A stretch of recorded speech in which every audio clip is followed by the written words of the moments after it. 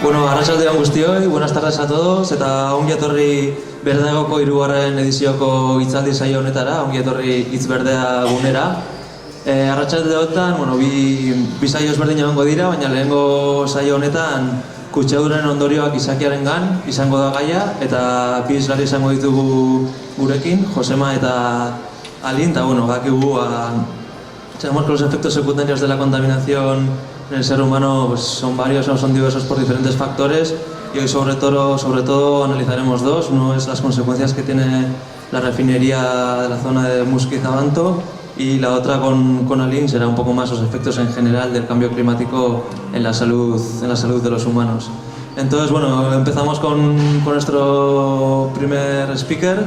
Él es Josema Leal, viene acompañado también de Bego Suárez, ambos de la coordinadora anticoque, que surge como respuesta a una de las ampliaciones que querían hacer en la refinería, ¿no? Y el objetivo un poco de esta asociación es parar la construcción de la planta de coque. Bueno, parar no, porque de hecho ya se ha construido, pero bueno, aunque sea, pues analizar la información e intentar poner límites dentro de eso.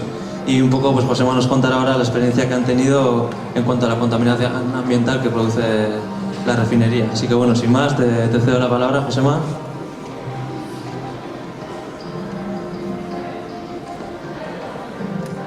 Opa, ¿chutena? Vale.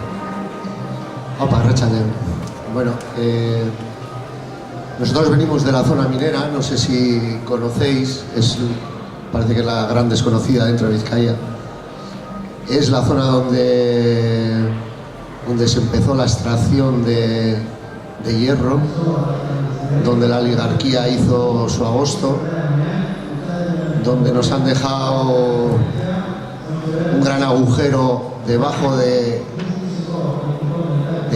una zona muy extensa de casas y campas, y donde nosotros ubicamos Petronor como otro afán de seguir explotando una zona en la que creemos que ya hemos pagado bastante nuestro peaje con los 100 años de extracción de hierro. Bueno, nosotros nos llamamos Coordinadora Anticoque en un principio porque nuestra intención era paralizar una ampliación de la refinería, que era la planta de coque, y luego tenemos un nombre jurídico porque, aparte de la lucha en las calles, la lucha informativa, el seguimiento que se le ha hecho a la refinería, también nos hemos metido en jaleos judiciales. Entonces nuestro nombre, un poco el que utilizamos jurídicamente, es Meatzaldea Bizirik. Empezamos a trabajar en el 2006 aproximadamente, y después de una importante lucha que hubo en un barrio del municipio de Abanto, que se llama Las Carreras, porque Petronor quería montar junto con Iberdrola una térmica de ciclo combinado. Ahí salió todo el pueblo a la calle y se consiguió paralizar el proyecto. Luego ese proyecto lo llevaron a Ciervana, a la zona de la costa. Entonces, cuando se paralizó ese proyecto, nos enteramos que Petronor quería montar una planta de coque. A nosotros eso nos sonaba a Coca-Cola, a cosas raras. No sabíamos muy bien de qué estábamos hablando. Pero bueno, en estos años lo que hemos hecho ha sido un poco informarnos. Bueno, y a grandes rasgos, el coque, para la gente que no lo sepa, es carbón. Un carbón que resulta de residuos de hidrocarburos y que se utiliza para quemar en hornos de cementeras y en otro tipo de hornos, ¿no? Es el resultado final, después de un enfriamiento y un calentamiento de todos esos residuos, es una especie de pelota de goma y bueno, tiene mucho poder calorífico. Entonces, bueno, es una planta que es muy contaminante, que en Europa, en países como Dinamarca, Países Bajos, Holanda, lo han prohibido, no solo fabricarlo, sino quemarlo, desde hace varios años. Incluso Holanda, tuvimos una visita de una argentina, y en Buenos Aires hay una villa que se llama Villa Inflamable, que si entráis en internet y lo veis, es para echarse a llorar. Y entonces tienen allí una zona petroquímica, y los holandeses llevaron la última planta de coque que había en Holanda, la llevaron a Argentina, la desmontaron y la llevaron a Argentina. Entonces nosotros surgimos como oposición a esta planta, y un poco estábamos apoyados por el ayuntamiento. El ayuntamiento de Muskiz, bueno, la refinería está ubicada en tres ayuntamientos: Abanto, Muskiz y Cierva. Entonces, la mayor parte de la refinería está en terreno de Muskiz. Entonces, en Muskiz, el partido que hasta cuando se iniciaban las últimas elecciones municipales, si fueron el 2007 me parece, gobernaba el PNV por mayoría, y a raíz de la oposición que se creó en contra de la planta de coque, y debido a que Eusko Alkartasuna asumió esa bandera, pues salió la alcaldía, la cogió Eusko Alkartasuna. Según va avanzando todo el tema, pues Petronor vio bastante complicado hacer la planta de coque. Entonces, en ese momento meten a la dirección, pues lo que hoy se está llamando lo de las puertas giratorias. Pues Josu Jon Imaz sabe mucho de eso, y entonces el Bufó, que era presidente de Repsol, íntimo amigo de Josu Jon, le ficha, y con Josu Jon van implícito un grupo de gente del sector de la prensa, del sector del derecho, cuya función es hacer la planta de coque. Hasta tal punto que os puedo contar una anécdota, y luego os explico. La planta de coque dependía del Ministerio de Medio Ambiente y de Industria de Madrid. Pero claro, Petronor tenía problemas para llevar a cabo la planta de coque desde Madrid. Entonces, en una reunión que se celebra en Madrid, siendo presidente de la refinería Josu Jon, les dice que si la autorización a la planta de coque no se traslada al gobierno vasco, pues que ellos rompen toda la historia que había montada en torno a esto, y es más, de esa reunión Josu Jon Imaz se marcha. Entonces consiguen que todo dependa del gobierno vasco, y ahí es donde entra en funcionamiento Josu Jon Imaz, y donde son capaces de que les firmen y de que les den todos los permisos que hasta ese momento no tenían.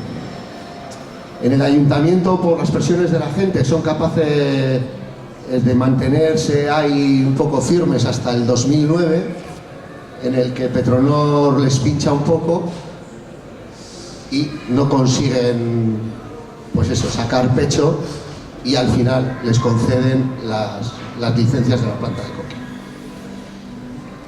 Nosotros somos un grupo de gente de todas las ideologías.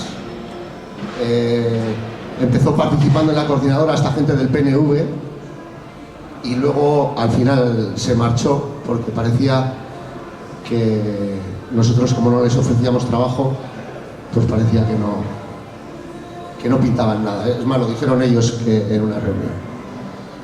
Entonces, una vez que os estoy contando a grandes rasgos, no os estoy contando el trabajo que hemos hecho, porque bueno, sería muy extenso, y luego vais a ver un vídeo en el que se reflejan cosas interesantes. Nosotros, una vez que se hace la planta de coque y vemos que, pues eso, que es imposible que es imposible tirarla abajo, pues un poco lo que nos estamos dedicando es hacer el control de la dinámica que sigue la refinería. El control que deberían hacer las instituciones, pero en estos momentos pues lo estamos haciendo nosotros. Y estamos en esa dinámica. Ya sabemos que no va a ser difícil que paremos la planta de coque porque está en funcionamiento. Y bueno, un poco nuestra función en estos momentos es esa. Nos apoya mucha gente, muchos grupos de fuera, gente de aquí, pero lo que más notamos es el apoyo, la falta de apoyo de las instituciones. Nosotros estamos trabajando mucho en torno a la salud, en torno a que se hagan estudios epidemiológicos, a que se estudie los hidrocarburos en sangre de los vecinos de estos ayuntamientos. Pero bueno, esto es un proceso, es como David contra Goliat, va muy lento, vamos consiguiendo cosas, pero bueno, las cosas van muy lentas. No me querría extender más porque me gustaría más el rollo de las preguntas una vez que veáis el vídeo, y si os parece, pues pasamos a ver el vídeo si queréis.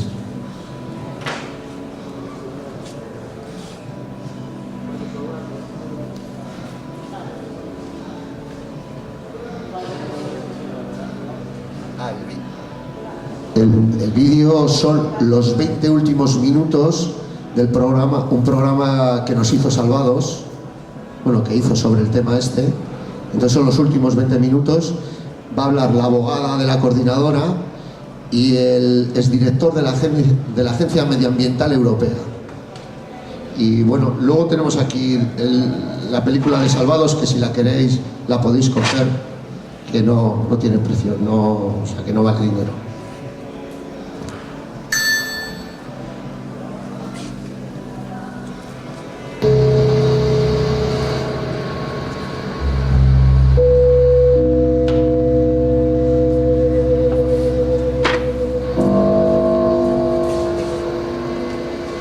Cristina Álvarez, tú eres la abogada de los vecinos de Muskiz que protestan contra la refinería de Petronor.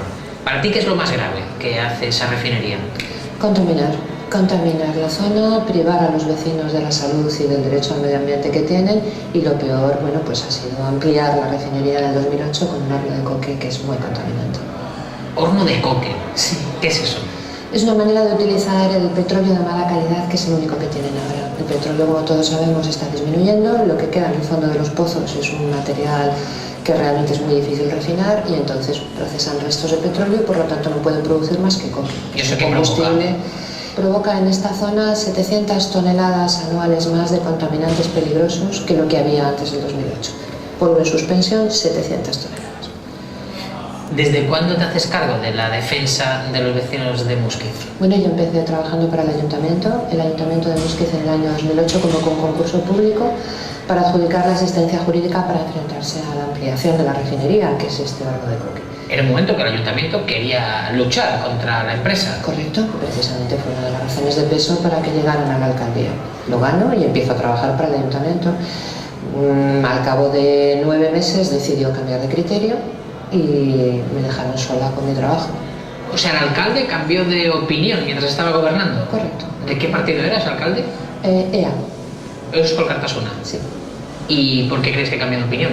Un día el Ayuntamiento recibió una visita de los abogados de Petronor, que vinieron, parece ser, de una manera bastante espectacular, con muchos coches, con hasta cristales tintados. Subieron con muchos maletines al despacho del alcalde y le explicaron con mucho detalle y mucha persuasión que cada día de retraso en la concesión de la licencia podría suponerles 1 millón de euros por indemnización en el retraso. De manera tal que, convencido por estos argumentos, el alcalde de entonces, que era mi cliente, otorgó las licencias. Creo que tardaron, me parece, fueron 4 días en tramitar la licencia. Cuando ves que te quedas sola, sin el apoyo del Ayuntamiento, ¿qué decides? Yo ya había tenido ocasión de tratar con las asociaciones vecinales, como asesora del Ayuntamiento que era, así que bueno, ya se había generado una relación y yo quería terminar mi trabajo, de manera que pasé a formar parte activa de la asociación, y mi trabajo consiste en terminar la tarea que iniciamos en el 2008. Decides ponerte del lado de los vecinos y convertirte en su abogada. Sí. Tener un abogado no es barato en muchas ocasiones. Yo no sé cómo los vecinos, en un caso como este, pues se pueden permitir tener una abogada durante tanto tiempo. Bueno, ellos no pagan con dinero, pero pagan con quesos. Si has probado el queso de Musquit, seguramente me estás entendiendo mejor. ¿Sí? Sí, un queso cada 3 meses. ¿Cuántos juicios habéis tenido con la empresa hasta ahora? Nos hemos visto obligados a abrir 9 contenciosos administrativos. Yo llevo administrativo. En el administrativo recurres decisiones de la administración, así que en realidad nosotros pleiteamos bien contra el gobierno vasco, que concede licencias, bien contra los ayuntamientos. ¿Y vosotros consideráis que las licencias que se han dado a Petronor han sido ilegales? Exactamente. Hasta el año 2008 yo defiendo que es fue una instalación clandestina. ¿Por qué? Clandestino es el nombre que recibe en derecho cualquier instalación que funcione sin licencia. ¿Pero no tenían licencia para estar aquí? No, no tenían licencia. En el año 1968 Franco tomó la decisión de abrir una refinería. Ya las leyes de la época prohibían que una refinería se instalase en pleno centro urbano y además en la costa, pero esta ley no se cumplió. Y a partir de ahí no hubo licencia municipal, que era el otro requisito que hubiera sido necesario. Así que Petronor ha sido clandestina pues unos 40 años. ¿Habéis ganado alguno de los juicios que le habéis planteado a la empresa o al gobierno vasco? Hemos ganado el juicio contra las licencias de actividad que concedió el Ayuntamiento de Musquit y las licencias han quedado anuladas. Es decir que, bueno, pues de alguna manera, y por decirlo así, seguimos sin licencia, ¿no? Hay informaciones que se publican, pues por ejemplo como esta. Petronor genera al año 650 euros por vizcaíno. La refinería de Musquit, motor de la economía vasca y el empleo, ha aportado a la hacienda de Vizcaya más de 1.600 millones en 2 años. Habría que descontar de ese dinero que aporta el dinero que cuesta. Claro, si no tenemos datos sobre salud, por ejemplo, no podemos saber cuánto dinero nos está costando en términos de salud. Y si existiera un problema con la salud, todo ese dinero que Petronor está pagando con cargo a sus beneficios sería un poquito menos porque sus beneficios también serían menores.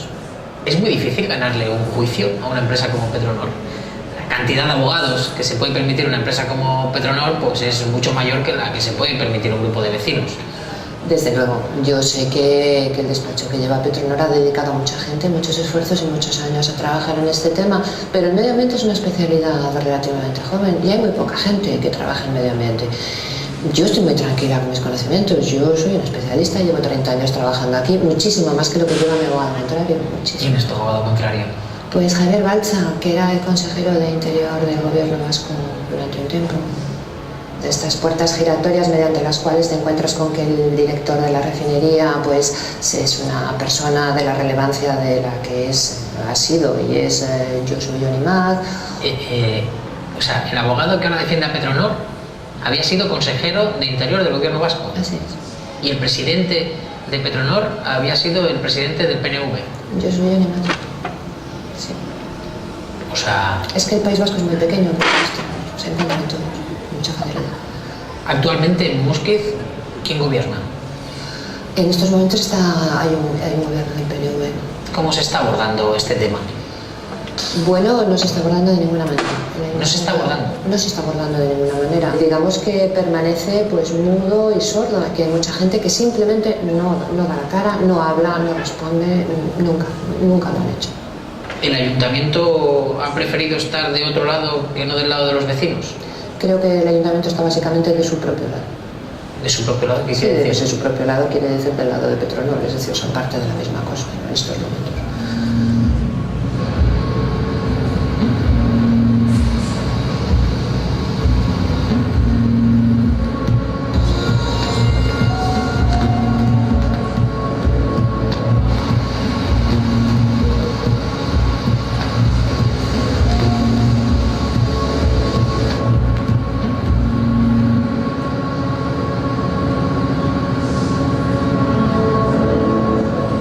Domingo, ¿en España nos hemos tomado en serio el medio ambiente? Por lo menos el gobierno no. Y yo creo que están consiguiendo además un cierto entreguismo por parte de la sociedad ante la amenaza de que tenemos que elegir entre economía y medio ambiente. ¿Hemos dejado de protestar por temas medioambientales? Bastante, muchísimo. Y yo creo que además están penalizándose a las organizaciones ecologistas a las que se está privando de todas las posibilidades de obtener recursos, que eran los que persuadían y movilizaban a la población, y eso está finalmente incidiendo en una desmovilización en general de la sociedad que puede ser muy gravosa para el medio ambiente. ¿Quién controla lo que se hace en una refinería? En primer lugar, la propia refinería, y en segundo lugar, la administración. ¿Pero es fiable que la propia refinería se controle? Lo legal es que ocurra. Lo legal es que haya un buen control por parte de la empresa, y lo legal es que haya un buen control de la administración, que además tiene monitores o redes de control alrededor de todas estas, o en las zonas donde están estas instalaciones. Ahora, lo que me parece preocupante es que no haya una información pública, o no sea tan accesible toda esa información que se produce. Debería ser pública, debería estar disponible, en fin, debería ser una información abierta. ¿Tú crees que no sabemos muchas de las cosas pues que pasan con empresas químicas como la que tenemos detrás? Estoy completamente seguro y lo puedo afirmar rotundamente. Hay partes que ni siquiera ellos saben porque no lo intentan conocer. Es un principio muy básico en algunos temas químicos, que lo que no sabes no te hará daño. ¿Nuestra legislación castiga lo suficiente a quien contamina? No, en absoluto. El principio de quien contamina paga no está bien anclado en la legislación. Por lo tanto, ya de entrada no se penaliza lo suficiente porque no se establecen garantías para que en el caso de que haya un accidente la empresa pueda responder. Ese es el primer punto. O sea, las multas que se le pone a una empresa que contamina son blandas. En este momento las multas que se pueden poner son bastante elevadas, solo que se ejercen muy poco. ¿Por qué? Porque los controles no son suficientes. O sea que yo creo que en este momento no es tanto que las cuantías de las multas sean bajas, sino que no se establecen procedimientos para llegar a inspeccionar y controlar las empresas y saber lo que realmente emiten. Y yo estoy seguro que Petronor no está suficientemente controlado, lo puedo decir con toda seguridad. Tú, Domingo, fuiste el primer director de la Agencia Europea del Medio Ambiente. ¿En los países europeos de nuestro entorno hay más dureza en legislación medioambiental? ¿Se castiga más a la empresa que contamina? Yo creo que hay una graduación norte-sur, hay un gradiente norte-sur. Pues hablamos del norte, hablamos de Noruega, también hablamos de Holanda, hablamos de Alemania. En estos países los sistemas son más abiertos. Yo digo siempre que hay una democracia más cultural. ¿Qué quiere decir eso?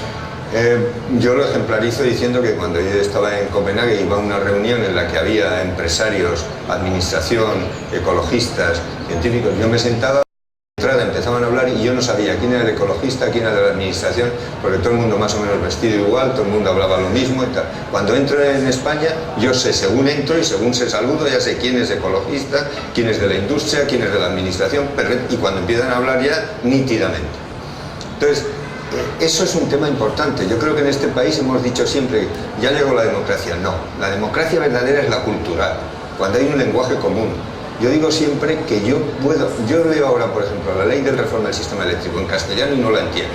Y mi pobre danés, yo leo un reglamento danés y lo entiendo. Entonces algo falla. ¿Qué peso tiene en nuestro gobierno el Ministerio de Medio Ambiente? Bueno, es que no hay Ministerio de Medio Ambiente. Está dentro del Ministerio de Agricultura, Alimentación y Medio Ambiente, y el medio ambiente no está en último lugar, sin razón. Y es que el medio ambiente no es un objetivo prioritario de este gobierno. Si le tuvieses que poner una nota a la política medioambiental de nuestro país, ¿qué nota le pondrías? Un 2, siendo generoso, sobre 10. ¡Qué bestia! Sí. ¿Por qué una nota tan baja? Porque una cosa es que hagas poco y otra cosa es que lo que hagas lo hagas contra lo que existe. O sea, hay una contrarreforma ambiental, hay una involución total en la ley de costas, en la ley de medidas urgentes de la contaminación, en la ley de evaluación ambiental, en todos. El mensaje es que hay inseguridad jurídica para la economía, aunque se reviste de inseguridad jurídica el medio ambiente, inseguridad jurídica para la economía derivada de una legislación ambiental que es demasiado exigente. Ese es el mensaje. Lo que quieren es ir en favor de la economía y consideran que el medio ambiente es un lastre. Es más, yo he oído a responsables de comunidades autónomas diciendo que ya tenemos demasiado medio ambiente. Pero ¿cómo se puede llegar a inculcar la idea de que nos hemos pasado defendiendo el medio ambiente? Creo que la prueba es, por ejemplo, de las renovables, que se ha trasladado la idea de que son las renovables las que tienen la culpa del déficit de tarifa, se ha conseguido vender totalmente. O sea que la regla es que no hay ni una modificación que se haga en favor del medio ambiente, ni una. Yo me gustaría que alguien me mostrase alguna. O sea, no es un planteamiento de conspiración, es sencillamente que me gustaría que alguien me mostrara alguna modificación legislativa de la que se han producido favores al medio ambiente que no sea por exigencias comunitarias. ¿En algún momento desde Europa se nos ha llamado la atención por nuestra desatención al medio ambiente? Sí, somos de los países que están entre los primeros entre lo que se llama el procedimiento de quejas y también en infracciones. Somos de los países en que en este momento pues estamos pendientes de infracciones que llegarán y que además ahora son económicas y se producen mientras dura la infracción, en materia, por ejemplo, de los planes hidrológicos que debían estar ultimados, en materia de los planes de gestión de los espacios naturales. O sea que vamos por detrás en muchos casos. En medio ambiente puedo decir tajantemente que no estamos peor gracias a la Unión Europea. De hecho, el gobierno, nada más tomar posesión, en una reunión de ministros de medio ambiente, creo que fue una reunión informal, pidió que se cambiasen directivas comunitarias, cuando solo es la Comisión la que tiene capacidad de iniciativa, o sea que ni siquiera sabían eso. ¿Y qué le dijeron en Europa al gobierno? Hombre, pues la gente lo miró extrañadísimo, diciendo, pero ¿cómo es posible que un gobierno pida que se cambien directivas comunitarias cuando es la Comisión Europea la que tiene la capacidad de iniciativa? Eso es no saber el derecho comunitario. Por lo tanto, España no está peor gracias a que existe la Unión Europea. ¿Puede ser que estemos mucho más concienciados por temas sociales como los recortes en educación, los recortes en sanidad, que por temas medioambientales? Sí, totalmente, porque los primeros nos tocan directamente, a nosotros, a nuestros hijos, a nuestra familia. Los temas sociales. Los temas sociales, los temas educacionales también. Es muy curioso la distinta sensibilidad que tenemos frente a los temas, según nos toque o no a nosotros y según nos beneficiemos o no nosotros. ¿Qué pasa con los temas medioambientales para que no generen una movilización importante por parte de la sociedad? Porque algunos son de futuro y, como decía Groucho Marx, el futuro, pero ¿qué ha hecho el futuro por mí? O sea, el cambio climático, oiga, ¿qué me dice usted? Eso está a nivel global, eso de una temperatura de 2 grados, pero ¿qué pasa en mi pueblo? Tampoco he notado nada. De hecho, el medio ambiente a lo que más se reacciona es cuando hay efectos sobre la salud. Cuando hay efectos sobre la salud, ahí sí que se moviliza todo el mundo. ¿Y eso cuándo sucede? Lo normal en situaciones normales es que no hay efectos agudos, que hay efectos crónicos a medio y largo plazo, en los que además la relación causal pues, no es tan fácil de establecer. Solo podemos hablar de prevención y en muchos casos, como en este, lo que debería preocupar a la gente es el tema preventivo, por supuesto. Nos hemos encontrado en este programa a trabajadores que viven en una zona donde hay una industria como la que puede haber aquí y nos han dicho, mira, yo sé que en la industria que trabajo igual contamina mucho o igual me puede perjudicar la salud, pero ahora mismo mi empleo es prioritario. Sí, pero yo creo que lo hacen porque alguien les ha explicado que mira, si ponemos más, tenemos que reducir más la contaminación y tal, pues acabaremos oyéndonos de aquí o cerrando esta planta y tal. Entonces, hay industrias que no pueden aguantar el medio ambiente porque son industrias que viven prácticamente, digamos, de contaminar, como pueden ser industrias metalúrgicas, de base, industrias mineras, etc. Pero hay industrias ya más avanzadas, como puede ser la petroquímica, en donde los temas ambientales en el fondo se resuelven a base de innovación, tecnología, etcétera, y por tanto son resolubles. Hay empresas europeas, y puedo mencionar algunas, como Siemens, que están por supuesto pensando en el futuro y a través de eso rentabiliza el presente. ¿Siemens? Sí. ¿Y qué hace? Siemens pues está transformando para adaptarse a la situación toda su industria que tenía, por ejemplo, en materia de energía nuclear, mucha industria que tenía también en el sector energético, pero la está transformando, por ejemplo, a la industria de las renovables. En general, a la industria un poco avanzada, el medio ambiente es una razón de innovación que luego vende. ¿Quiere decir que respeto al medio ambiente también puede ser economía? No, es que es economía. Es lo que se llama ahora la economía verde. ¿Eso es así? Eso es así. Es la economía verde por la que están optando muchísimos países. El primero, Alemania. O sea, Alemania, que era el líder en la economía, que es el líder en industria química y tal, está liderando todo el cambio energético.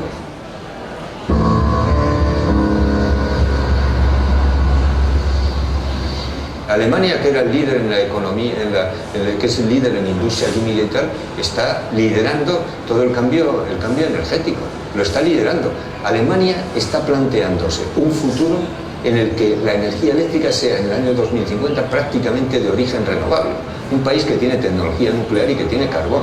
Alemania se está planteando el futuro, y el futuro es sostenible y verde, porque no nos queda más remedio que descarbonizar, desenergizar y desmaterializar la economía. Y eso es innovación a tope. Hamburgo acaba de declarar ciudad libre de coches. Copenhague es ciudad emisiones cero en 2025. ¿Y quién está detrás de Copenhague? Toda la industria danesa. ¿Quién está detrás de Alemania o de Hamburgo para los coches? Toda la industria alemana.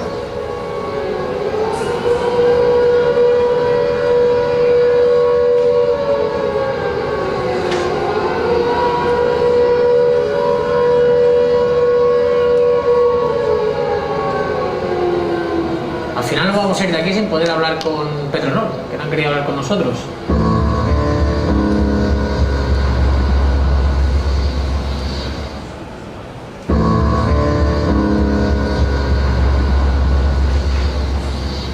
Al final no vamos a ir de aquí sin poder hablar con Petronor, que no han querido hablar con nosotros. Ni tampoco el ayuntamiento. Tampoco. Tampoco. Ni el gobierno vasco. Tampoco. Tampoco. ¿Eso algo que quiere decir? ¿Qué? Pues eso, que los que tenemos razón, los que estamos en contra de todo esto. Estamos ahí en la lucha, estamos trabajando muchísimo y ellos lo saben. ¿Cuántos años tienes tú? 83. Y con 83 años a uno no se le agotan las ganas de luchar. No, por lo menos a mí no. Llevamos unos cuantos años y seguiremos así. ¿Cómo te gustaría que un día viesen tus nietos esto? Pues como era antes. Yo creo que, no sé, se podía desmantelar, yo no lo veré, pero yo espero que algún día esto desaparezca.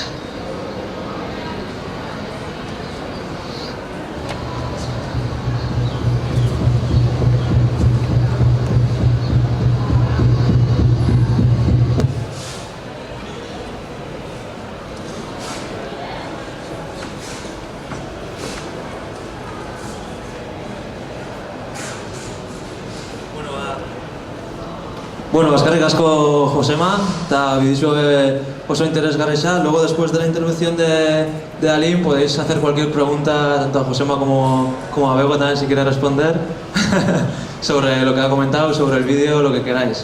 Así que bueno, vamos con nuestra segunda ponente de esta tarde. Ella es Aline Kiabay, he dicho bien, ¿no? Bueno, trabaja para el BC3, que es el Centro Vasco de Investigación sobre el Cambio Climático. Es economista, ha trabajado durante 7 años en Venecia en una fundación sobre la sostenibilidad ambiental y actualmente es la responsable del área de salud y cambio climático del BC3, que se ocupa de las consecuencias del cambio climático tanto a nivel internacional como a nivel local. Así que bueno, sin alargarme mucho más, te cedo la palabra, Aline, y cuando quieras pues nos comentas un poco tus reflexiones y tu trabajo durante estos años.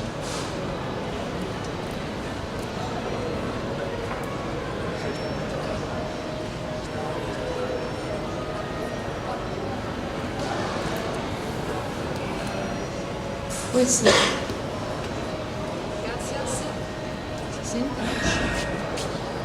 Gracias a Juan por haberme invitado aquí y a compartir un poco con vosotros mi experiencia como investigadora.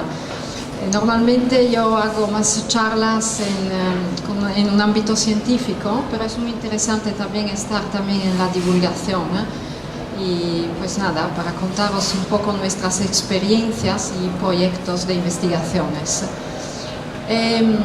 Bueno, yo os hablaré un poco del cambio climático y con un enfoque sobre la salud y cómo un poco afecta a la salud y cuáles son las tendencias para el futuro. Un poco para deciros cómo he estructurado esa charla, voy a hablaros un poco de cuáles son los impactos que se prevén a nivel global y también un poco aquí en el País Vasco, lo que se espera es que los expertos dicen. ¿Cómo podemos adaptarnos? ¿Cuáles son medidas y buenas prácticas que podemos hacer para reducir ese impacto? Y os hablaré de dos proyectos que estamos siguiendo, que estoy coordinando dentro de nuestro centro de investigación, para daros un poco de datos e información sobre el tipo de investigación que hacemos. Y acabaré con algunas conclusiones. Entonces, cuando hablamos de impactos de cambio climático, nos parece como algo de muy lejos y que no vemos mucho en el día a día lo que está pasando, pero el cambio climático es uno de los retos a lo cual se enfrenta la humanidad, que es un poco diferente de lo que se ha enfrentado hasta ahora, porque hay tres características clave que caracterizan ese reto, que es, primero de todo, la gran incertidumbre. Desde un punto de vista físico, no sabemos muy bien cuánto la temperatura va a subir, 2, 3, 4, 5 grados, cuándo, pero no solo hay una incertidumbre científica sobre esos factores climáticos como precipitaciones o temperatura, pero también hay una incertidumbre sobre los impactos socioeconómicos, porque claramente depende mucho de nosotros. En una economía sostenible, por ejemplo, vamos a poder vivir ese cambio de forma diferente y más sostenible. Entonces depende mucho de nosotros. También hay factores de incertidumbre que dependen un poco del envejecimiento de la población, por ejemplo, y la globalización que produce inmigración, por ejemplo, conflictos sociales, de lo cual os hablaré. La mayoría de esos impactos se van a producir a largo plazo. Por eso actualmente y hoy no vemos muchos impactos, pero aquí se habla de generaciones futuras, nuestros hijos, al final del siglo, a partir del 2050. Y otra cosa que caracteriza el cambio climático es la diferencia entre países desarrollados como nosotros y países en vía de desarrollo.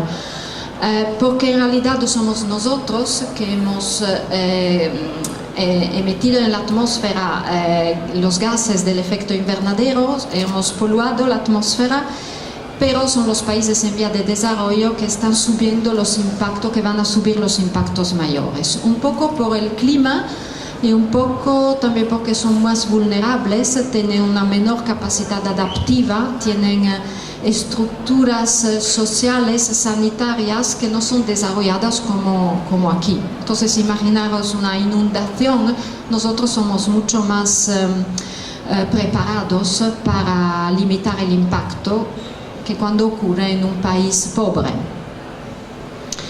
Entonces, para daros algunos números, no sabemos muy bien dónde nos vamos a colocar al final del siglo, pero digamos la temperatura podría subir hasta 5 grados.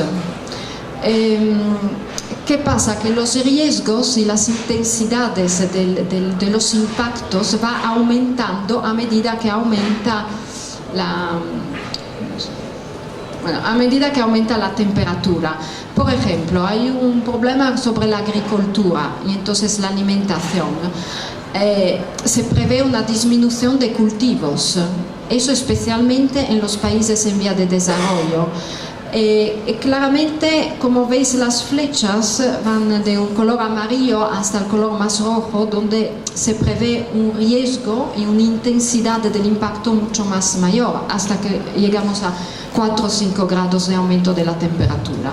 Pero también hay que decir que en algunos países, como por ejemplo en el Europa del Norte, se puede prever al principio, cuando la temperatura sale de 1, 2 hasta 3 grados, un mejoramiento, una mejoría de los cultivos. Pero después, si sigue el calentamiento, también ahí hay un impacto negativo. ¿Qué significa eso? Si disminuye eso, hay una disminución de los ingresos para los agricultores, pero en países en vía de desarrollo, en los países pobres, significa un aumento de la malnutrición, por ejemplo, desnutrición, con conflictos sociales, claramente, y presión social, con problemas de migraciones y eso. Después, otro problema, la agua.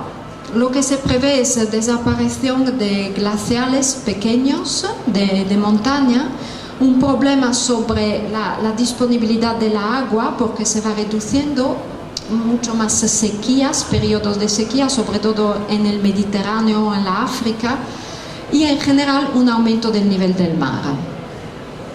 Otro sistema que está impactado es el ecosistema natural, con un riesgo de extinción de especies.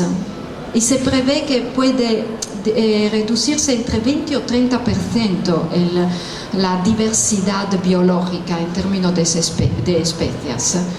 Después tenemos eventos climáticos extremos como olas de calor, incendios forestales, ciclones, inundaciones y todo eso que claramente va aumentando a medida que aumenta la temperatura. Y eso produce también desde un punto de vista económico un problema sobre los seguros, el coste de seguro. Entonces, claro, con impactos económicos bastante relevantes. Y al final hay un riesgo de lo que se llama cambios abruptos y irreversibles, porque hay un umbral después del cual, cuando la temperatura supera ese umbral, que no sabemos cuál es en realidad, no podemos predecir cuál será el impacto.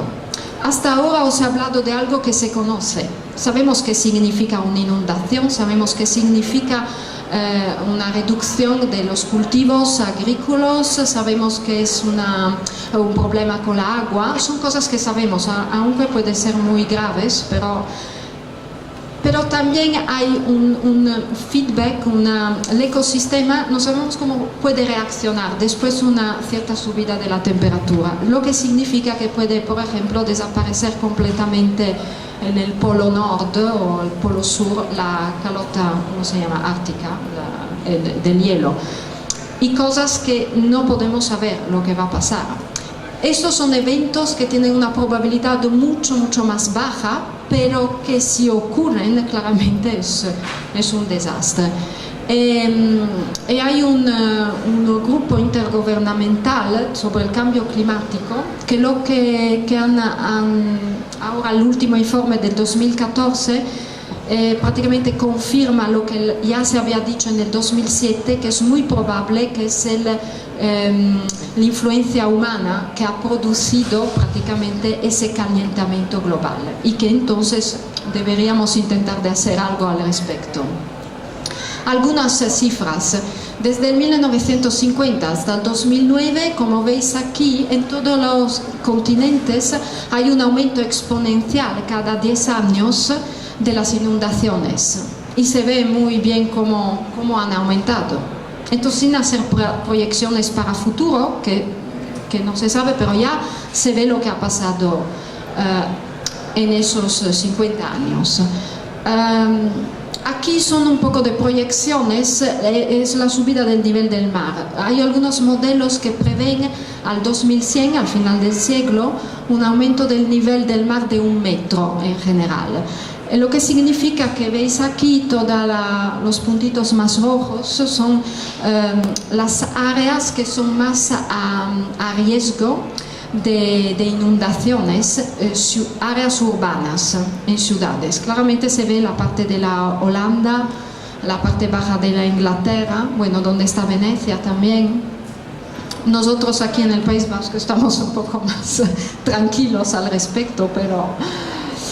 y la ola del calor, que todos sabemos, en el 2013 ha habido una grande ola de calor que, sobre todo en Francia, ha producido como 14.000 fallecidos y a nivel europeo eran 35.000.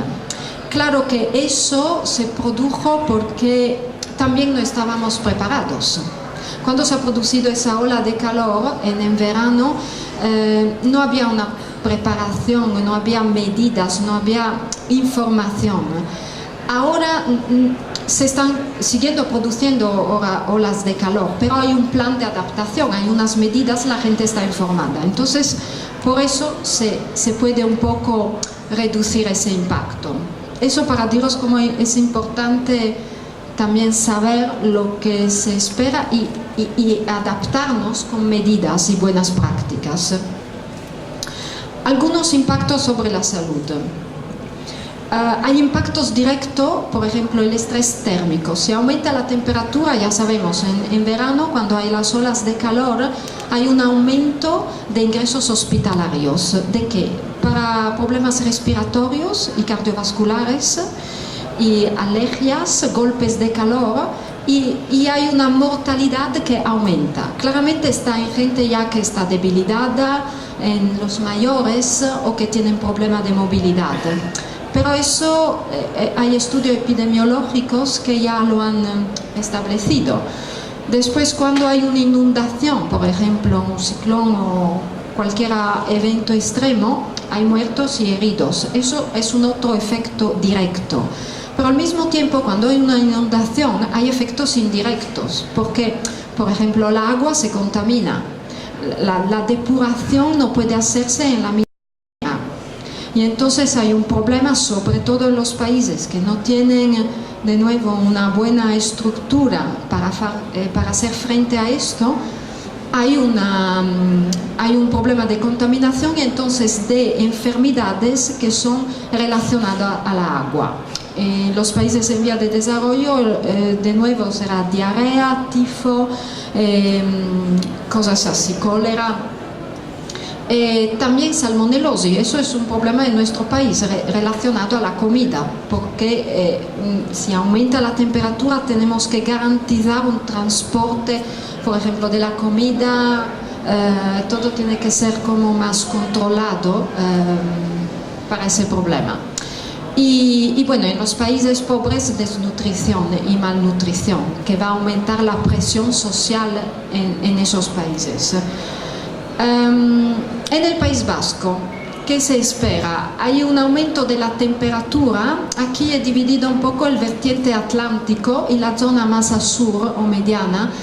Y lo que se espera es un aumento de la temperatura más elevado en la parte interna, que puede llegar en verano hasta 7 grados a final del siglo, entre 5 y 7 grados más. Y en general un aumento de la precipitación en invierno desde 5 a 20% más, y en verano disminuye del 30 o 50%. Un aumento del nivel del mar que es mediamente de 0,4 centímetros cada año. Y bueno, problemas como inundaciones, incendios forestales, cambian las mareadas. ¿Eso qué provoca en la salud? Bueno, primero de todo, las olas de calor van a aumentar. Por el momento no hay un riesgo significativo epidemiológico aquí, pero hasta el final del siglo eso puede aumentar con esos problemas cardiovascular y respiratorio. Imaginaros también que se prevé un envejecimiento de la población, como no sé si el 25% de la población mayor de 65 años al 2050, entonces con un problema de vulnerabilidad mayor. Lo bueno es que la temperatura en invierno se irá también aumentando, lo que sí tendrá un efecto positivo como una reducción de mortalidad en invierno. Pero hay también un problema de contaminación ambiental. Cuando hay olas de calor, por ejemplo, hay un problema también de ozono y de polución del aire que complica todo el asunto respiratorio y cardiovascular. Y un aumento de exposición a rayos ultravioletos con aumento del melanoma, que no hay proyecciones en eso, pero se ha observado ya en pasado que ya se cuenta con un aumento. mayor inundaciones, una emergencia con el agua de consumo, que se prevé una disminución entre el 6 y el 13%, y bueno, problemas de salmonelosis en la comida. Y otra cosa son donde hay más incertidumbre, pero pueden aparecer especies invasoras, nuevos vectores, la malaria, que no se sabe, pero estaba en Europa en el periodo del medioevo. De hecho, el mosquito tigre en el junio 2012 se ha visto aparecer, bueno, en Italia mucho, en la parte de Barcelona, de la Cataluña, y en otras partes de Eslovenia, Croacia. Pues eso es también un factor de riesgo para la malaria. ¿Qué podemos hacer frente a esos impactos? Claro que hay medidas de adaptaciones, buenas prácticas. Y buenas prácticas que se pueden adoptar en todos los sectores, entonces salud, infraestructura, agricultura, ecosistema, transporte, y sobre todo en un momento como ahora de crisis económica también es muy importante intentar de mirar cuáles son las sinergias entre esos sectores y medidas que pueden ayudar un poco en diferentes sectores al mismo tiempo y formar sinergias. ¿Qué son estas medidas? Bueno, las leyes, que bueno, hemos visto también que es difícil a veces que los políticos aplican las leyes justas. Medidas técnicas, si miramos a la ola de calor, ¿qué significa? Por ejemplo, crear una planificación urbana diferente, con fuentes de agua, con tejados verdes, por ejemplo, que aquí en el País Vasco al momento no es necesario, pero imaginaros una ciudad como Madrid, donde hay olas de calor, o en Andalucía. Hay también medidas que una vez que el impacto se ha producido, en lugar de prevenirlo hay que actuar. Entonces, si ya se está produciendo, se necesita una asistencia médica, domiciliaria, de asistencia también a los ancianos, para ayudarle en todo, para dar la información también. Y un sistema de alerta. Y sabemos ya la información que hay, por ejemplo, a la televisión o a nivel de ciudad, que ayudan al ciudadano a decir, bueno, cuál es el comportamiento que tiene que tener cuando hay una ola de calor. Y ya eso tiene muchos beneficios.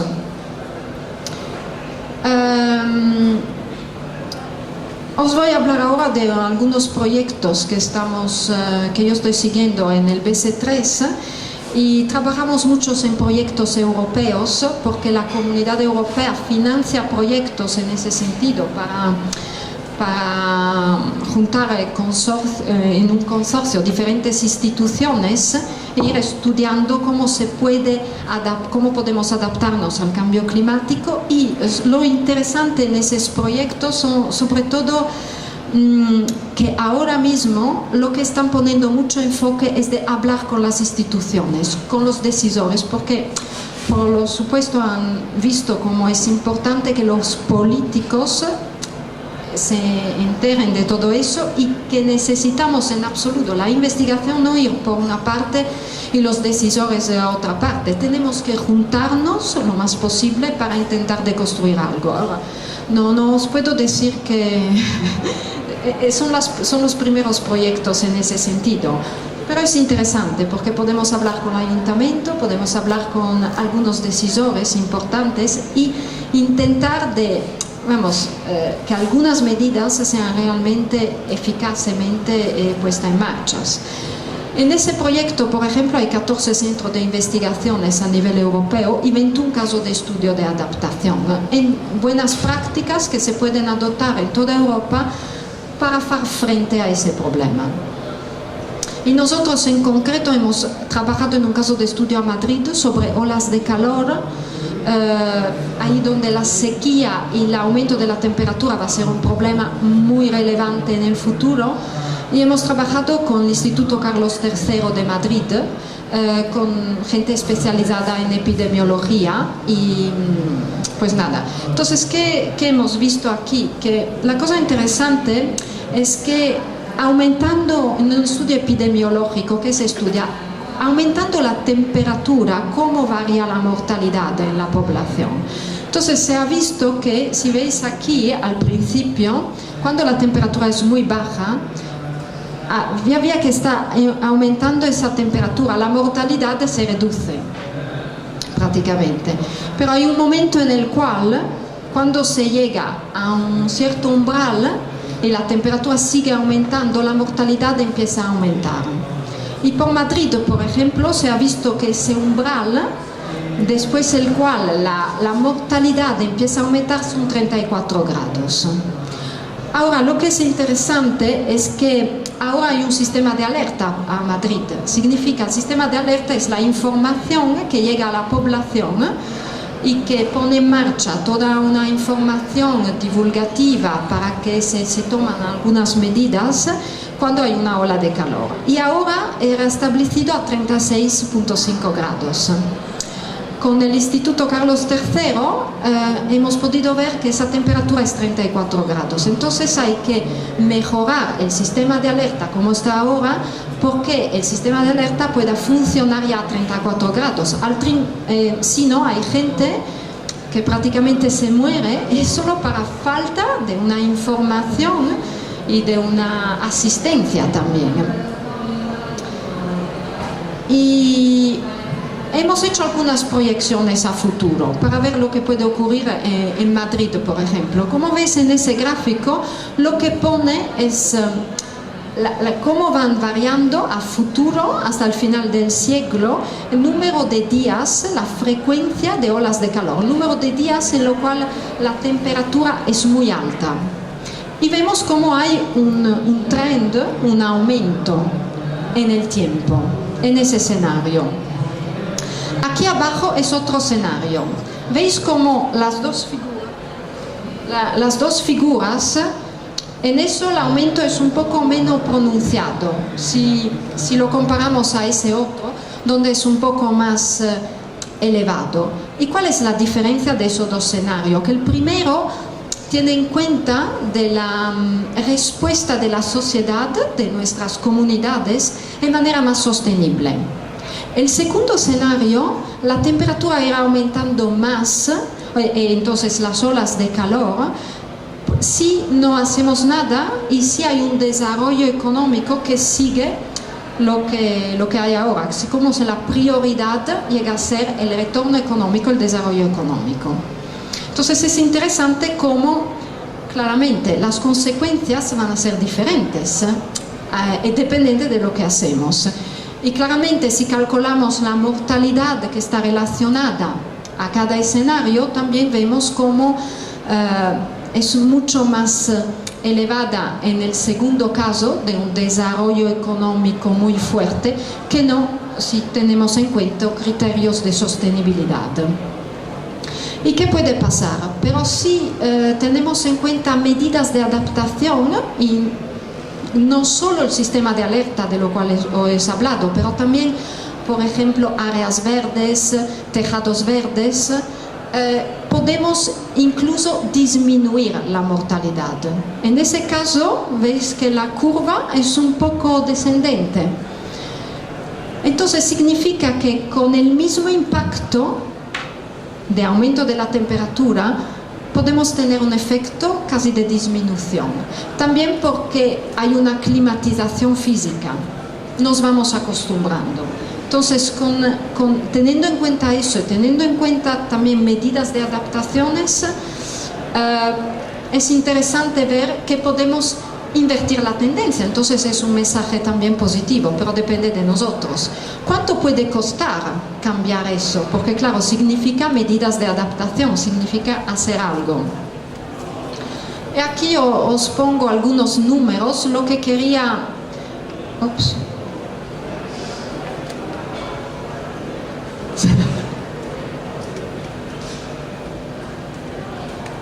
Ok. Pues como os he contado, a Madrid ahora la temperatura, el sistema de alerta se lanza a 36,5 grados. Si hacemos una mejor alerta y lo ponemos a 34 grados, podemos digamos, salvar un número de gente que es 263 en lugar de los 43 que son ahora. Entonces se puede ahorrar, como decir, 220 muertos. Solo para una mejor información. ¿Por qué? Porque investigamos sobre eso, porque mejoramos el sistema de alerta con la información. Porque ¿a qué sirve lanzar el sistema de alerta que cuesta un dinero a una temperatura que no es la justa temperatura? Eso significa que, claro, hay que ponerse al día, hay que involucrar los expertos también, como los epidemiólogos, que pueden saber cómo hacer estas cosas. Y eso pues se puede valorar con un beneficio económico, porque cada año de vida humana nosotros economistas le damos un valor. Es como en los seguros prácticamente. Y si miramos que un sistema de alerta tiene un coste que puede ser de un mínimo de 750 € al día hasta 4.000 € al día, incluso que puede parecer un poco caro, considerando el beneficio sobre la salud, bueno, que es un 13, para el 2013 hemos calculado como 13 millones de euros frente a un coste muchísimo más bajo. Entonces eso es una medida de adaptación que, si está hecha bien, organizada bien, puede producir un buen beneficio. Y es lo que nosotros llamamos un no regret. Significa una medida que merece la pena porque no perdemos nada al hacerla bien. Y muy veloz, un otro proyecto que sobre el cual estamos trabajando con la Fundación Biodiversidad y Madrid de nuevo, es otra manera para reducir las olas de calor y el efecto negativo que provoca sobre la salud, el confort térmico en práctica, y es con los tejados verdes. Tejados verdes o áreas verdes, parques, las ciudades deberían llegar a ser más verdes en general, porque eso no solo produce un efecto positivo porque disminuye la ola de calor, pero también tiene muchísimos co-beneficios en general para la salud. ¿Y cuáles son estos co-beneficios? Estos co-beneficios son relacionados al hecho que la salud humana, el contacto directo con la naturaleza mejora nuestra función inmunológica, la salud mental mejora la concentración, estamos más calmos, más en paz, y incrementa también los beneficios de la actividad física. Entonces, la Organización Mundial de la Sanidad, por ejemplo, habla de ¿qué es la salud? No es solo la ausencia de la enfermedad. La salud es el completo bienestar físico, mental y social. Y entonces algunos beneficios que producen esas áreas verdes, por ejemplo, que en las ciudades muchas veces son grises completamente, es que son muchísimos. No solo combaten algunos problemas dentro, por ejemplo, del cambio climático, porque hacen un efecto de enfriamiento, pero también reducen la polución atmosférica, tienen una reducción también del ruido, y entonces con todos esos efectos beneficiosos sobre la salud, mejoran la calidad del ecosistema en general. Áreas verdes permiten reducir las inundaciones, porque la área verde, cuando hay mucha lluvia, absorbe mejor toda la agua y la agua se purifica mejor. El problema en las ciudades es que los tankers o las infraestructuras grises no son hechas de manera que pueden contener toda esa agua y después purificarla. Por eso tenemos problemas. Pero si las ciudades fueran más verdes, por ejemplo, no habría ese problema. Y el verde permite de filtrar mejor la agua y estaría menos contaminada. Entonces es otro efecto muy positivo. Hay un efecto positivo sobre la inclusión social, se llama. Áreas verdes permiten de interactuar con la gente. Y se ha visto también que, por ejemplo, disminuye las desigualdades sanitarias, porque los pobres son más vulnerables que los ricos porque tienen más dinero. Entonces, en general, la salud es como más vulnerables en la salud los pobres. Pero si tienen acceso a áreas verdes, esta desigualdad se disminuye. Entonces es otro efecto muy beneficioso. En general puede beneficiar la economía. ¿Por qué? Porque mayor turismo, actividades recreativas en la ciudad misma, turísticas, y reduce la obesidad porque la gente podría hacer más vida activa dentro de la ciudad misma sin irse fuera. Y pues todo eso es muy beneficioso. Y al final también lo que aquí se llama microbioma, que el contacto con microorganismos fortalece el sistema inmunitario. Es lo que muchos médicos dicen. Vivir lejos de la naturaleza no siempre es bien. Bueno, hay microbos y patógenos, pero también hay los buenos. Y mejora la función inmunológica. Todo eso se traduce entonces en un impacto sobre la salud. Y lo interesante, quería concluir con eso, es que estas infraestructuras verdes cuestan mucho menos que las infraestructuras grises. Las infraestructuras grises, que para luchar contra las inundaciones, por ejemplo, cuestan pero muchísimo más. Y tienen un problema que no son flexibles. Una vez que se han construido, destruirla o adaptarla, porque el cambio climático, ¿cómo va? No sabemos lo que va a producir. En un mundo de incertidumbre, claro, construir estas infraestructuras que cuestan muchísimos y que después cómo haces a adaptarlas es un riesgo. Además que tienen un efecto de aumentar el CO2 en la atmósfera y todo eso. Entonces, nada, eso es un punto sobre considerar las áreas verdes y en un ambiente sostenible y eso, ya. Gracias. Muy bien, pues muchas gracias, Aline.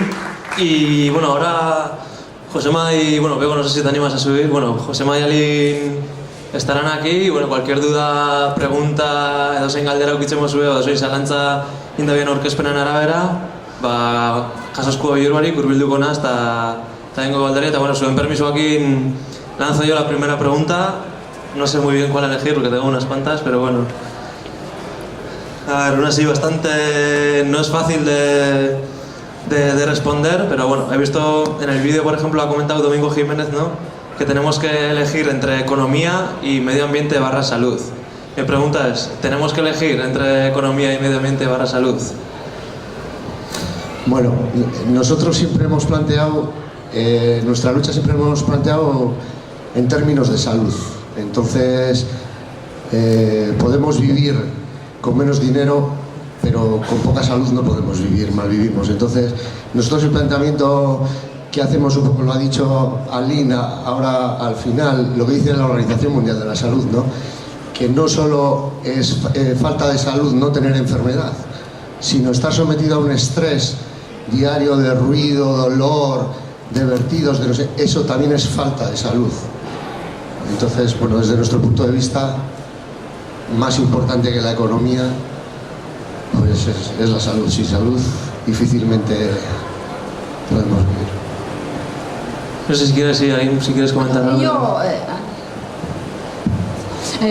quería añadir una cosa, que también desde el punto de vista económico se están dando cuenta, incluso la Organización Mundial de la Sanidad, de la Salud, que hay un coste relacionado a estas enfermedades por ruido, por todo lo que hemos visto, porque al final hay que curar a esta gente, hay que ir al hospital y la gente no está bien, está perdiendo, porque si no va a trabajar hay una pérdida de productividad, y entonces sí, incluso que no se vea en el inmediato, a futuro sí que se carga sobre la economía, entonces no lo vemos, pero es un coste al final. Bueno, no sé, norbait galdera bat, ¿alguna pregunta? Ahí.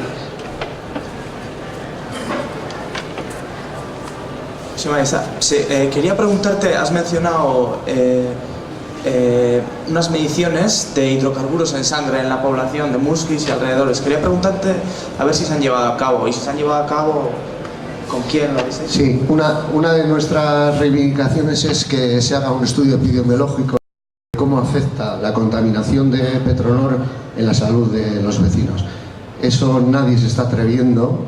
Sí que hay unos mapas de mortalidad del 2006, me parece, que pidió Izquierda Unida en el Parlamento Vasco, y en la que dice que nuestra zona, junto con la zona de Carranza, que tiene un 14% más de cánceres de pulmón, de estómago, etcétera, ¿no?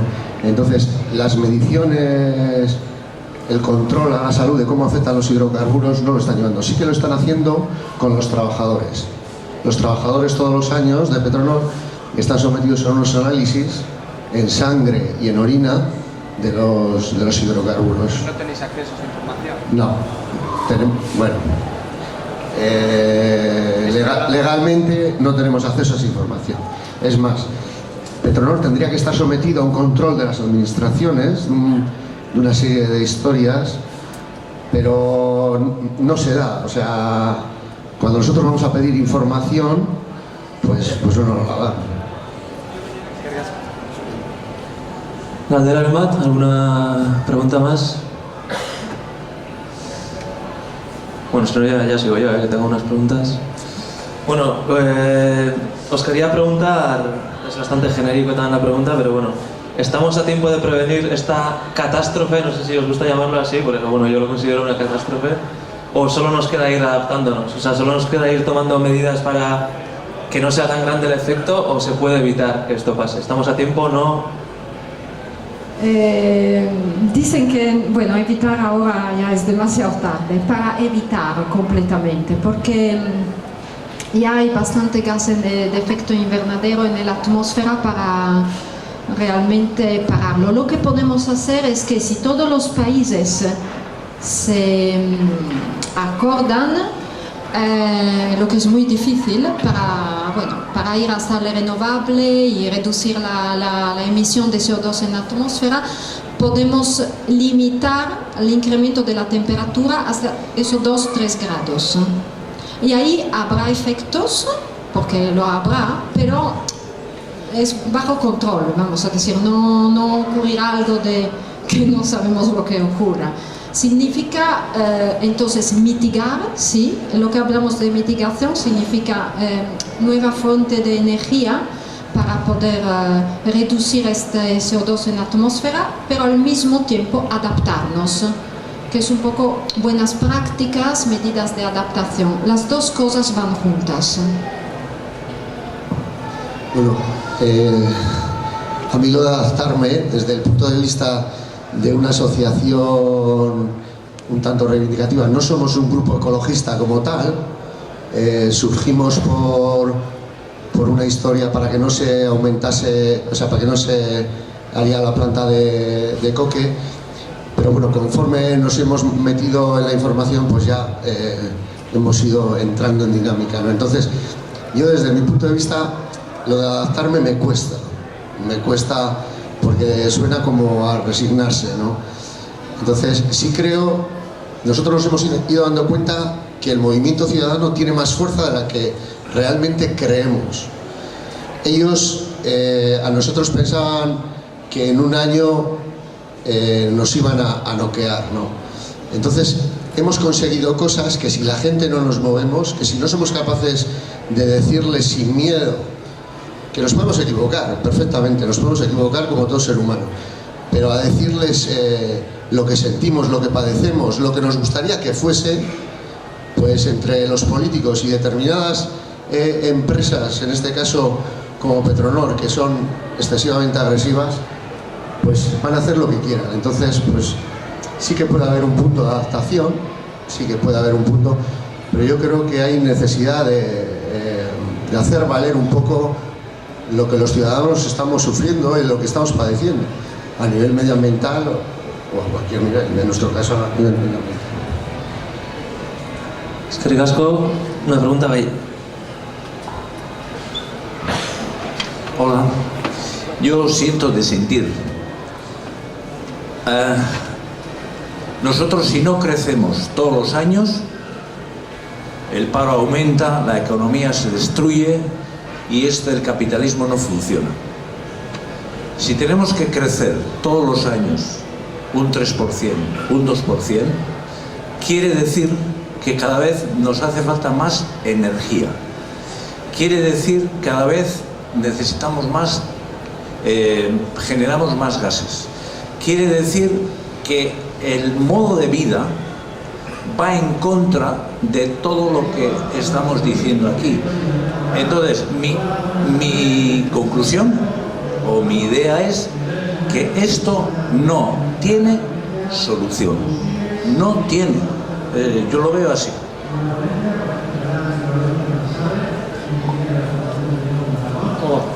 Un poco con lo que acaba de decir este señor, yo preguntaría, ¿este crecimiento hasta cuándo va a ser?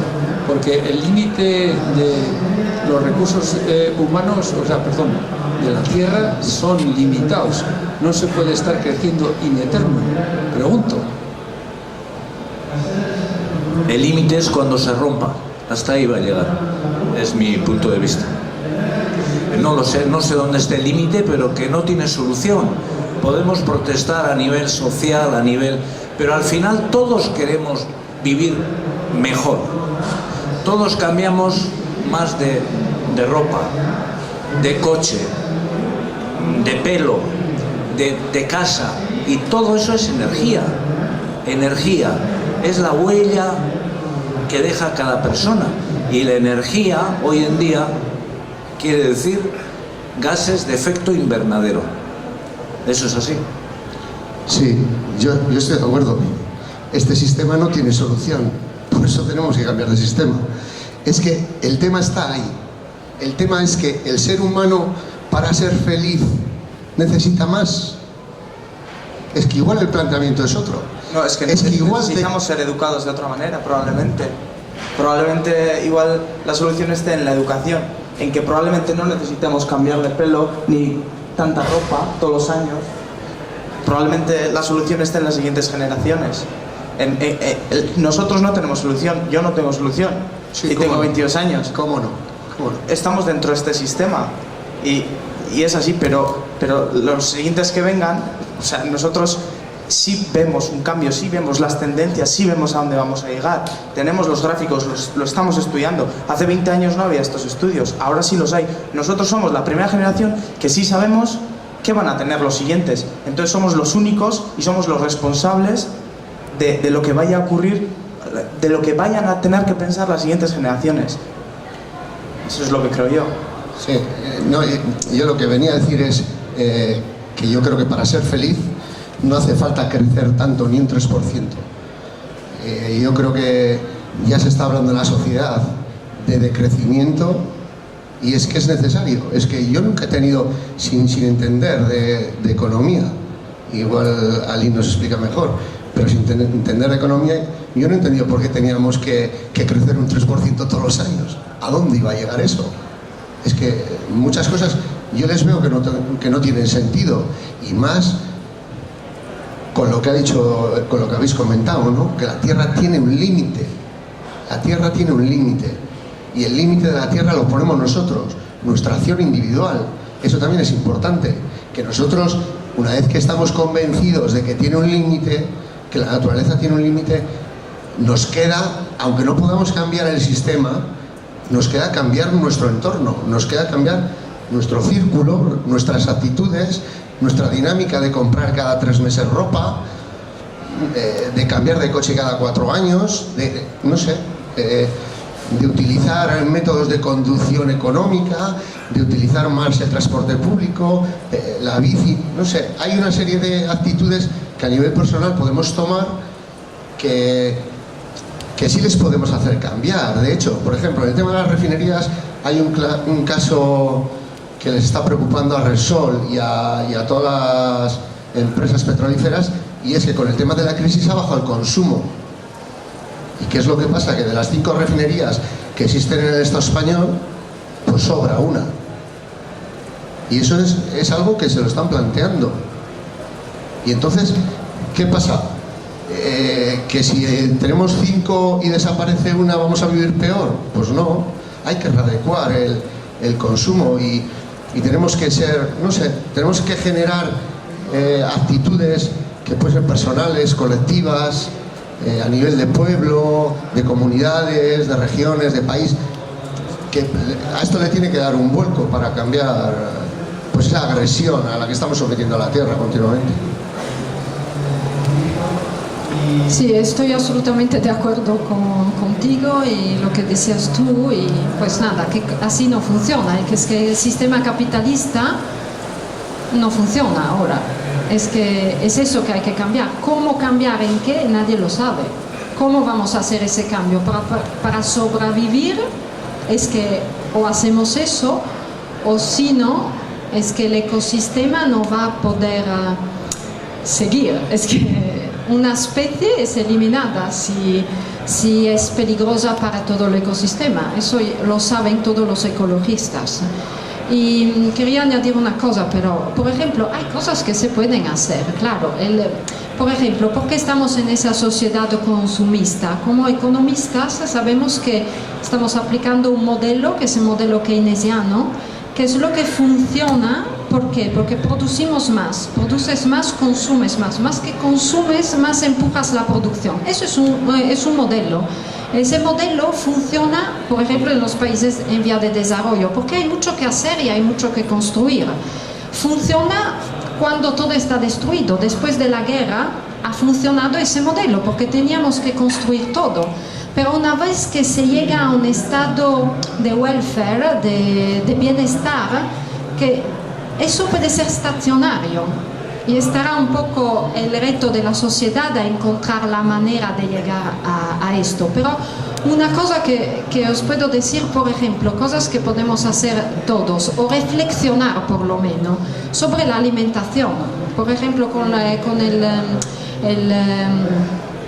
Organización Mundial de la Salud hay proyectos que estamos estudiando cómo se alimenta la población. Nuestra alimentación no está bien, está errónea completamente, y la mayoría de las enfermedades en nuestros países desarrollados son para una mala alimentación. Comemos demasiado grasa, demasiado carne, demasiado proteína animales.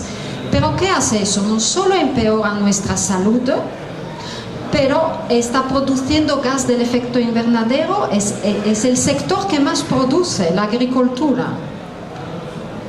Hay que reflexionar sobre eso. Comemos demasiado carne y han hecho ya estudios que han comprobado esto. Necesitaríamos, pero muchísimo menos, con una mejoría de la salud en general, primero.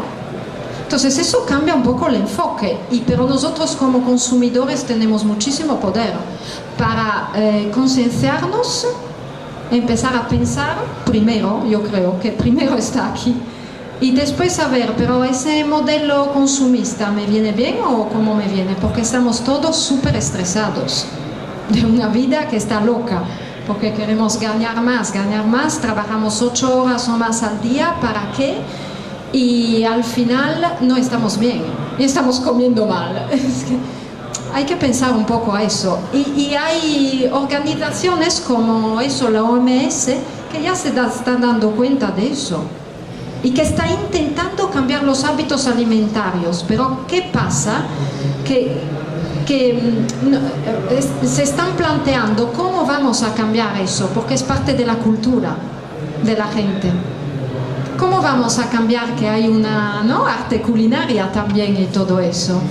No significa renunciar a todo, pero hay que pensar. Queremos hacer un cambio, por ejemplo, eso es un ejemplo de cambio. Entonces hay cosas posibles para mí, completamente. Bueno, pues una pena, pero lo tenemos que dejar aquí por cuestión de tiempo. Eskerrik asko danoi etortziagaitxik, eta batez ere, eskerrik asko Josema eta Alineri bai. Eta bueno, esperemos que os haya servido un poco para tener más información en cuanto tanto al tema Petronor como el cambio climático en general, y que bueno, que nos sirva aunque sea para reflexionar y para tomar decisiones, ¿no? En un presente y en un futuro. Así que bueno, eskerrik asko danoi.